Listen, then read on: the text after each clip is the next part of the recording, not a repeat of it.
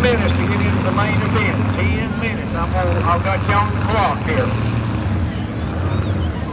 So you're going to have to get on the ball. I need to get you to move out here. Hold on a minute and I'll go in front of you. It seems like there was a country song about that. You've got 10 minutes to tell me what it's all about or something like that.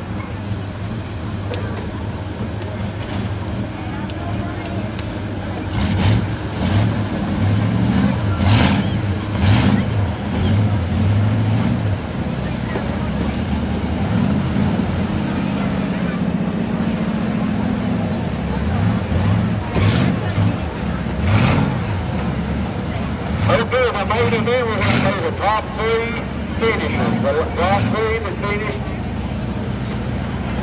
in that order. Third, second, first. So we'll see how they do. Here's what this little big one out there.